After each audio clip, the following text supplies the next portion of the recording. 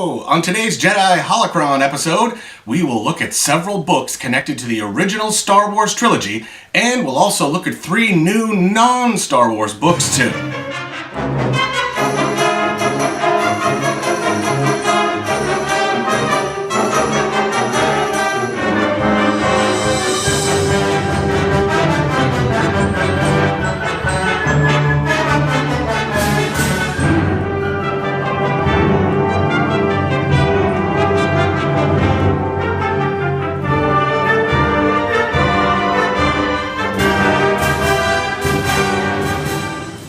A long time ago, in a galaxy far, far away, these 3 novels were released when the original Star Wars movies were released.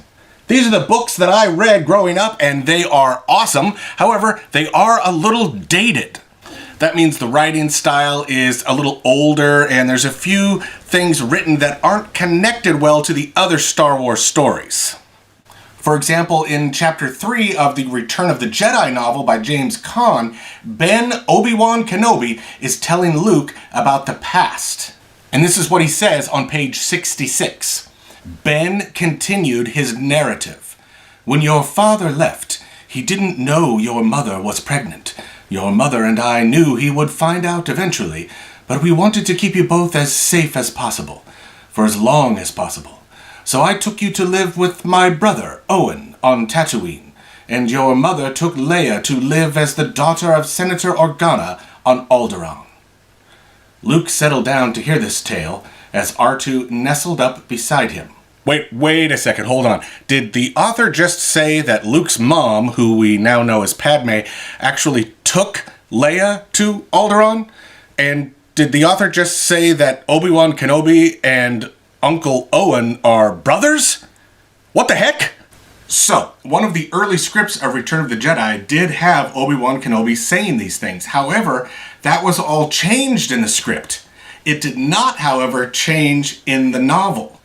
So you can see what I mean by some of the info in the original books doesn't quite match up with the later story, doesn't quite make sense like it should. Also remember, when the original novels were written, the prequels to Star Wars had not been written yet, so there isn't a lot of details or names mentioned about what happened in the past when the Republic fell and became the Empire instead. However, did you know that 3 new, more modern versions of the original trilogy books have been written by different authors? Star Wars A New Hope, The Princess, the Scoundrel, and the Farm Boy by Alexandra Bracken. The Empire Strikes Back, So You Want to Be a Jedi by Adam Gidwitz. And Return of the Jedi, Beware the Power of the Dark Side by Tom Engelberger. These 3 books have much more detail that connects the Star Wars prequels with the original trilogy, and they've fixed any errors that don't quite make sense. For example, in this newer version of Return of the Jedi, we read this on page 163. Like most Jedi, Obi-Wan became part of the Force when he died. But Obi-Wan did something the others did not. Guided by the discoveries of his own master, Qui-Gon Jinn, Kenobi found a way to live after death, and even returned to walk briefly among the living. Not for himself, not for some greedy dream of immortality, but to continue the great fight against evil and tyranny. The mentioning of Qui-Gon Jinn guiding Obi-Wan into becoming a Force spirit are new, added by author Tom Engelberger because the prequels let us know about Qui-Gon Jinn. And this author has also taken out the incorrect idea that Obi-Wan and Owen are related. This is on page 168.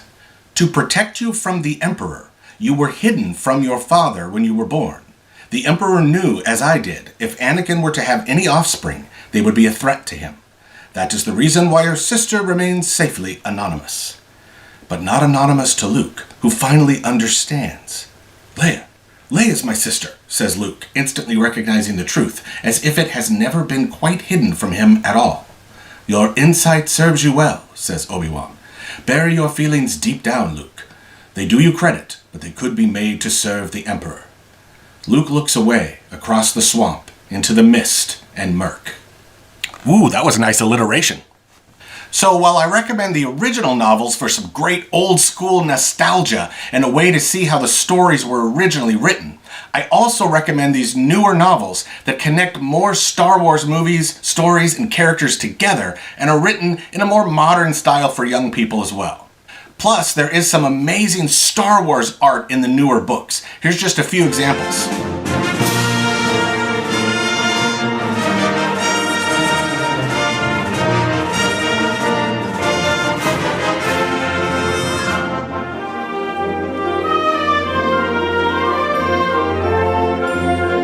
Speaking of the original trilogy, did you know that when Star Wars A New Hope celebrated its 40th anniversary in 2017, a brand new Star Wars book was written by several authors called Star Wars From a Certain Point of View? This awesome book is a collection of short stories. These stories are written by over 40 different authors. Just what are these short stories about? Well, they fill in the gaps and backgrounds within the Star Wars A New Hope story, telling us about different things happening during A New Hope that we might not have known about or not known the details of. And they tell of different characters' experiences from their perspectives, including many perspectives that we've never heard directly from before. When I say perspective, what I mean is who is telling the story or who the main character or protagonist of the story is. Normally, Luke Skywalker would be the protagonist of the original Star Wars trilogy, but in these short stories, there are many other characters who become the main perspective that we get to see Star Wars through. For example, Ray Carson, who later wrote the novel The Rise of Skywalker, tells us the background story of R5-D4, the little red and white robot almost purchased by Luke and his uncle from the Jawas instead of R2. Paul Dini, a writer who worked on the animated series The Clone Wars, gives us a story from the perspective of bounty hunter Boba Fett. Daniel Jose Older, who has written some excellent books for young people and Star Wars fans, tells us a story from the perspective of the stormtroopers who tried and failed to find the droids they were looking for on Tatooine. One of them just happens to be on my shirt right now. These aren't the droids you're looking for. These aren't the droids we're looking for. And I'm going to read a little part to you from Charles Soule, a fantastic comic book writer who tells us a story about what Lando Calrissian was doing at the time of A New Hope. This is from page 442, as Lando's friend Lobot, who's in a bar with Lando, is showing him something on the screen. Grainy footage appeared on the screen, sharpening up after a few initial bits of static. It looked like it was shot from the point of view of a starfighter, something long-nosed zipping through space. "What is this?" Lando asked. "The rebellion just leaked it on the dark net. It's getting play all over the place." "Not another one of their propaganda clips. I wish they'd give it a rest. The more they shout about their stupid cause, the less interesting it gets. That's just basic psychology. You'd think they'd figure that out." "Just watch," Lobot said, his voice quiet and his eyes focused on the holoscreen. So Lando watched. It was footage of a space battle. A bunch of X-Wings and a few other fighters of various models, all of them looking like they should have been scrapped years ago, deploying against the biggest space station he'd ever seen, a huge gray sphere, almost like a miniature moon, bristling with turbo-laser defense turrets. "What is that thing?" he asked. "They call it the Death Star," Lobot answered. "A planet killer, if you believe the rumors. How they blew up Alderaan." "Do they want us to feel sorry for them? Who's to say this is even real footage? Both sides put out these propaganda pieces all the time, and then Lando knew it was real, because another ship had appeared on the screen. A very, very familiar ship. A Corellian YT-1300 light freighter. Sure, old, maybe a little banged up here and there, but still beautiful. She was still beautiful. That's my ship," he said, rising out of his seat. "That's the Millennium Falcon." He watched, stunned, his drink halfway to his mouth as the Falcon swooped in from out of frame behind a trio of TIEs, one a little modified, maybe a custom job, that were trailing some X-Wings running through some kind of trench on the Death Star's surface. Its quad lasers fired and it picked them off, vaporizing two, and sending the last one, the custom one, spiraling away into space. The ship, his ship, pulled up and flew away out of frame. Pretty cool to see a scene with Lando before his usual introduction that's in The Empire Strikes Back. I definitely recommend this book from a certain point of view. And here's some very exciting news. For the 40th anniversary of The Empire Strikes Back, taking place right now in the year 2020, they've done it again. They created another book of short stories, and this time they all focus on different perspectives during The Empire Strikes Back.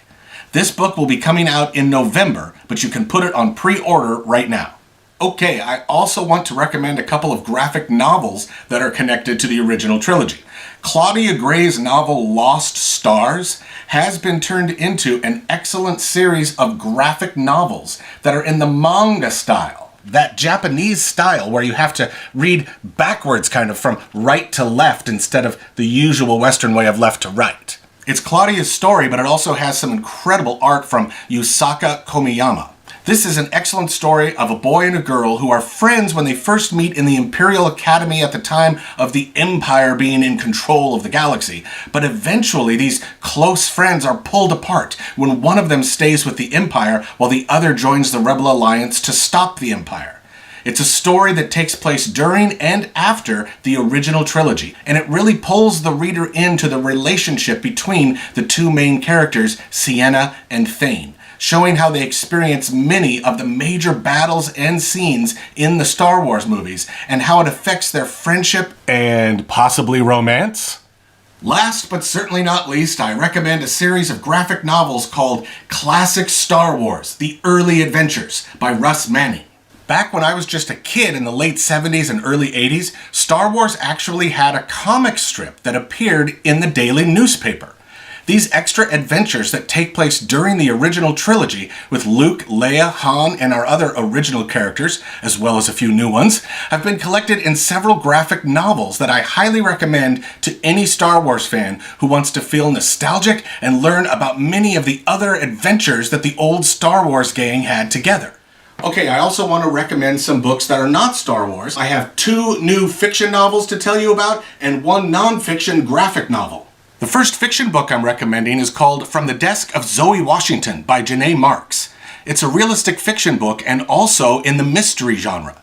Zoe is a middle school student investigating why her father is in prison and investigating the justice system itself as she tries to prove that he is innocent. In addition to that serious topic, the story also involves Zoe's friendships and her ambition to become a baker someday. This is a book recommended for all middle grade level readers. The second book I'm recommending is called That's What Friends Do by Kathleen Barnhart. It's a realistic fiction novel about David and Samantha, who have been friends since kindergarten, and now, in middle school, they are dealing with the awkwardness of still being friends, but also wondering if there could be something more there. The book is unique because it goes back and forth between the boy's perspective and the girl's perspective, and it also deals with the serious topics of harassment and consent. 2 difficult subject matters that are a part of our real world and looked at from different perspectives within this story. The non-fiction graphic novel that I'm recommending today is called Fever Year: The Killer Flu of 1918. Written and illustrated by Don Brown. During this current coronavirus pandemic we're experiencing in 2020, you may have heard people comparing it to the pandemic that spread way back in 1918. And this factual graphic novel is all about that. It's a way to learn about history, see how people dealt with a pandemic back then, and be able to hopefully learn from that history as we compare and contrast it to what we are dealing with today. So those are just a few of the many books available for you to check out through your local libraries like the Fort Vancouver Regional Libraries or Shahila Library, or for purchase through local bookstores like Powell's, Vintage Books, or Barnes & Noble. Until next time, may the Force and reading be with you.